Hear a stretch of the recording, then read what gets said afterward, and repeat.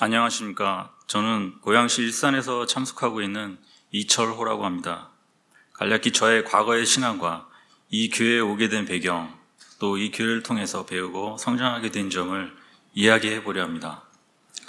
먼저 저는 천주교 신자였습니다. 독실한 천주교 신자이셨던 어머니의 영향으로 저는 제 의지와는 상관없이 유아 세례를 받았고 어릴 때부터 어머니를 따라 성당에 나가기 시작했습니다. 그런 저는 어려서부터 어머니가 강제적으로 보는 성당에 나가는 것을 그다지 좋아하지 않았습니다. 그 시간에 또래 아이들과 놀던지 아니면 TV 보는 것을 더 좋아했기 때문입니다. 그래서 저는 가끔씩 주일날 미사 참례를 하지 않았고 주일 미사 참례를 중요하게 생각하시던 어머님은 일요일에 성당 미사 시간에 가지 않은 것이 들켰을 경우 매우 엄하게 저를 혼내셨던 기억이 납니다. 왜냐하면 천주교에서는 주일 미사 참례를 하지 않으면 대죄에 해당되었기 때문이었고, 대죄는 만약 고해 성사를 보지 않고 죽었을 경우 연옥이라는 그러한 것도 거치지 않고 무조건 지옥행이었기 때문입니다. 천주교에는 대죄, 중죄, 소죄가 있고 중죄나 소죄 이런 가벼운 죄 이런 것으로 분류가 되어 있었던 걸로 알고 있습니다. 어릴 때 그렇게 혼나는 것이 무서워서 꾸준히 나름대로 빠지지 않고 나가다 보니 그것이 습관화되어서 세뇌당한 사람 마냥 일요일만 되면 맹목적으로 그냥 나갔던 것 같습니다. 저는 원래 노는 것을 좋아했지 책 읽고 공부하는 것을 좋아하지 않았고, 성당에 나가면 성경은 없고 미사책이라는 미사 시간에 사용하는 미사 의식 및 순서를 위한 책과 성가책 및 기도문 책 등이 배치되어 있었습니다. 희한하게도 40년 넘게 저는 성당을 다녔지만 주위 사람이나, 그러니까 천주교를 믿는 주위 사람이나 저의 가족들조차 저에게 성경을 봐야 된다는 말을 들어본 적이 거의 없었습니다. 오로지 주일 미사 참례를 했는지 안 했는지 그것만이 주된 관심사였습니다. 솔직히 저 자신이 검정색 표지에 답답해 보이는 성경을 보는 것조차 관심도 없었고 싫어했던 것 같습니다. 이러한 제 자신을 돌이켜보면 하나님과 저와의 신앙생활이라기보다 천주교가 지정해 주는 대로 행하는 종교 생활을 했다고 생각합니다. 그러한 저에겐 예수님이 어떤 분이신지, 구원이 무엇인지, 성령님이 누구신지, 아버지 하나님이 누구신지 명확히 알 수 없었습니다. 정말인지 저의 신앙은 마치 안개가 자욱한 길거리를 손으로 더듬으며 나가는 장님 같은 심정으로 걷는 기분이었습니다. 무엇 하나 확실하게 제시해 주는 것이 없었고 그저 성경 구절을 큐티식으로 자기 마음대로 해석하며 주일 미사에 빠지지 않고 잘 참여하고 죄 짓지 않고 죄 지으면 거기에 해당하는 고백 성사를 보고 보석으로 마리아여 마리아여 하는 그러한 묵주기도나 또 성모성 같은 것들이 있는데 그러한 기도들로서 보석을 받고 또 그렇게 해서 죄가 사해지면 미사를 참여해서 또 성체를 모시고 이런 것을 되풀이하고 반복하면서 착한 선행을 많이 하려 노력하고 또 이렇게 살다 보면 천국 가겠지, 어떻게 되겠지, 이러한 막연한 생각으로 정말 저의 천주교의 종교 생활을 했던 것 같습니다. 저는 이러한 것들을 실행하는 것이 하나님을 믿는 것이고 연옥과 지옥에서 구원받고 천국에 갈 수 있는 것이라고 생각했었고 성경에 뭐라 써 있는지는 전혀 관심이 없었습니다. 그리고 이마저도 하나님을 생각하는 시간은 미사 참례 시간대 외에는 없었고 나머지 평일은 믿지 않는 사람들과 같이 세상에 주는 그 즐거움을 육신이 원하는 그러한 즐거움만을 생각하며 그것이 목적이 되었고 그것이 목표로 그것만을 쫓으면서 살아왔습니다. 거기에는 전혀 내 마음속에 주님이 없었다고 생각합니다. 그러던 중 어느 미사 시간대였습니다. 강론을 하던 한 신부님이 창세기의 에덴 동산의 아담과 이브의 이야기는 실제가 아니고 이해를 위한 영적인 비유 해석이라는 이야기를 들었을 때 저에게는 충격과 혼란스러움으로 다가왔고, 그렇다면 과연 성경의 모든 내용들이 실제 일어난 사건인가? 라는 의문에 쌓이기 시작하면서 그나마 어렸을 때 가졌던 이 세상을 창조하신 하나님의 존재를 의심하기 시작했습니다. 하나님의 성경 말씀 내용에 대해 반신반의하는 마음을 가지게 되었고, 성경 강해를 카톨릭식으로 의역하거나 대부분 비유 해석한 것을 들으시고 교육받으신 지인분이나 어머니께서 말씀해 주시는 내용들을 더 신뢰하게 되었습니다. 당연히 세상 도처에 깔려있는 진화론도 부정하지 않게 되었습니다. 그저 천주교의 전통을 자랑스럽게 여기며 교황님 이하 많은 훌륭한 지식인들과 성직자들이 성경 말씀을 알아서 잘 풀어서 우리에게 잘 설명해 주겠지라는 생각으로 천주교의 교리를 한 점의 의심 없이 신뢰하고 있었습니다. 솔직히 그런 천주교의 교리조차도 저는 별 관심이 없었습니다. 어머니에 의해서 억지로 강요되어 시작되었던 종교적 신앙이었기에 저에게 중요함보단 귀찮고 불필요함이 더 컸습니다. 어쩌면 저는 정말 별 볼 일 없는 저 자신을 의지하고 믿으면서 저의 허황된 망상 속에서 저 자신을 위로하면서 살아왔었다고 생각합니다. 비록 천주교지만 하나님을 믿는 신앙은 그 두 번째로 밀려나 있었습니다. 그러면서 세월이 흘러 제가 나이가 들어가면서 제가 계획했던 세상 일들이 뜻대로 잘 되지 않고 실패와 좌절과 또 일하다가 죽을 뻔한 사고도 겪으면서 저의 인생에 회의가 느껴지기 시작했고 허무함과 우울감이 늘어가기 시작했습니다. 그러면서 가끔씩 제 내면에서 하나님에게 의지하고자 하는 마음과 그런 의지하고자 하는 하나님께서 정말 계시는 건가 하는 갈급함이 생기기 시작했습니다. 그러던 어느 날 우연히 유튜브에서 3명의 진화론자 대 창조론, 이 토론 대결이라는 영상을 정말 우연히 보게 되었고, 이어서 링크되어 오는 창조론 세미나라는 영상을 보게 되었는데요. 그 세미나는 저에게 정말 놀랍고 강력하게 다가왔습니다.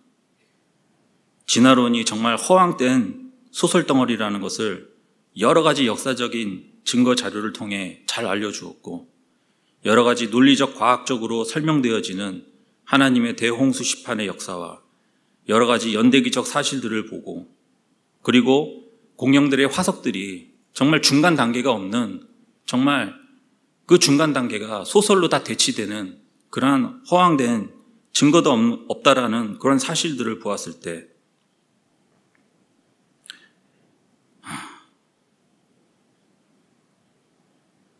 너무나도 놀라웠고, 하나님이 계신다는 것을 정말 그때 확실하게 알게 되었습니다.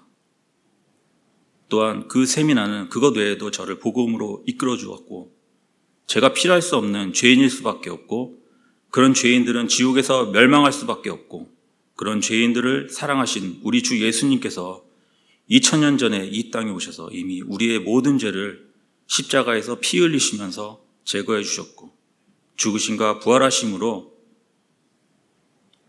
멸망할 수밖에 없는 사람들을 지옥 형벌로부터 없애주셨고, 그 예수님을 믿는 믿음으로 값없이 구원을 얻었다는 그런 복음 말씀을 듣고서 당시 천주교인이었던 저로서는 정말 충격 그 자체였습니다.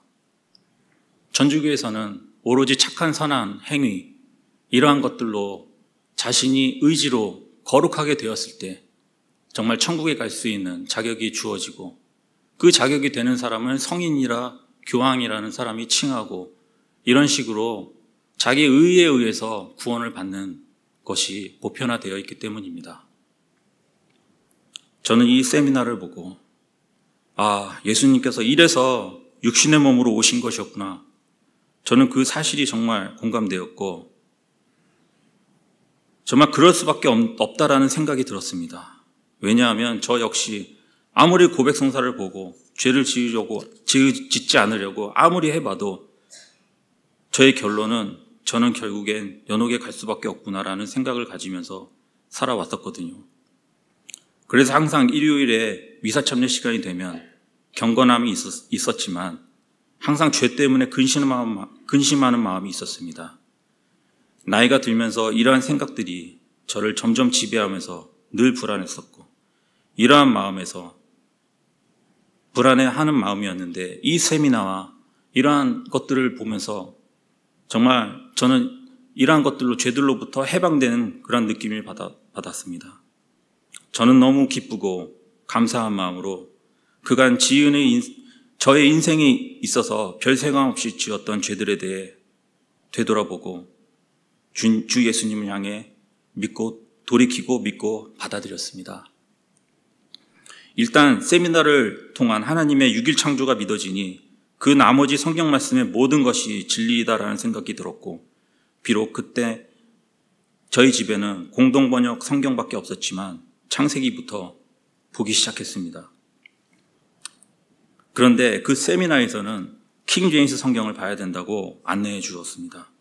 다른 성경은 변개된 것이 너무 많고 예수님의 신성을 부정하는 등의 오류가 많다고 했습니다. 또한 제가 다녔던 천주교의 거짓의 악한 교리에 대한 것들도 언급되었고, 구원을 받았으면 성경적인 교회를 찾아가서 성장해야 한다는 그런 메시지도 저에게 안내가 되었습니다. 저는 마침내 40년 이상 다녀온 성당 미사 참여를 그만두었고 바로 킹제임스 성경을 구입하고 성경적인 교회, 특히 킹제임스 성경을 참고하는 교회를 유튜브를 통해 찾기 시작했습니다. 정말 성경 말씀이 진리라는 사실을 인식하게 되자 저의 모든 신앙적 가치관이 바뀌었습니다. 성경 말씀을 보지 않을 수 없었고 더 많은 진리의 말씀을 알고 싶은 마음이 생겼습니다. 그런데 제 주변에 킹제임스 성경을 가지고 하나님의 말씀을 강해해 주는 교회를 찾기는 쉽지 않았습니다. 유튜브에 킹제임스 관련 설교를 찾기 시작해서 킹제임스 성경을 자주 참고하면서 성경 말씀을 강해 또는 설교하는 목사님의 교회에 두세 군데를 교회를 다녔었습니다. 대부분 장로교회였고 주 예수님을 왕으로 모시며 순종의 삶을 살아가야 한다는 목사님의 설교가 그때 당시 저에게는 참 인상적이었고, 그런 목사님의 지역교회의 한 그룹 모임에 참여하게 되었으나 그 모임의 기도 시간에 터져나오는 언어 같지도 않고 주술사의 주술소리 같은 소위 방언이라는 소리를 듣는 순간 이게 뭐지? 이게 어떻게 기도라고 하는 것이지? 라는 의문과 함께 또 혼란 속에서 또 한번 방언에 대해 유튜브를 통해 찾기 시작했습니다. 때마침 그때 사랑침례교회 정동순 목사님의 방언에 대한 유튜브 설교를 보게 되었고 정말 제대로 된 올바로 된 방언에 대해 알 수 있었습니다.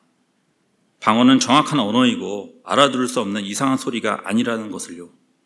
그 계기로 저는 2015년도에 처음 사랑침례교회를 정말 기쁘고 감사한 마음으로 교회를 방문하고 참석하게 되었고, 좀 다니다가 거리가 좀 먼 것 같아서 교통상의 문제로 저희 집 근처에도 킹제임스 성경을 기반으로 하는 한 독립침례교회를 알게 되어서 그곳에서 침례를 받고 1년간 참여하다가 시간적 또 문화적인 면에서 인천 사랑침례교회가 더 저에게 적합하다고 생각되었고 2017년도에 다시 사랑침례교회에 참석을 하게 되었고 지금까지 기쁨과 감사함으로 참여하고 있습니다. 이런 사랑침례교회에 참여하며 필수 설교 및 여러 강해 설교를 들으면서 올바른 신앙관을 가지게 되었고 여러 애국 설교, 강연회를 통해서 제가 예전에 물들어 있던 좌익 사상에서도 벗어나 하나님께서 주신 올바른 오른쪽의 가치 정신을 마음판에 새겨 넣을 수 있었습니다. 정말 이보다 더 중요한 것이 있을까요? 이러한 교회의 가르침을 바탕으로 주 예수님께서 은혜의 구원의 감사와 기쁨으로 예수님의 말씀을 생각하면서 정말 항상 어떤 일과 상황 속에서 예수님의 말씀을 생각하며 행동하려는 마음가짐이 생겼고 또 노력 중에 있으며 자주 기도로서 주 하나님과의 교제하는 것과 하나님의 자녀로서 하나님의 영광에 누가 되지 않으려는 성숙한 그리스도인의 삶을 살기 위해 지금 현재 노력하고 있습니다. 이러한 정말 신약교회에 충실한 정동순 목사님과 사랑침례교회를 알게 해주시고 인도해 주신 우리 주 하나님께 감사드리며 저의 간증을 마치겠습니다. 감사합니다.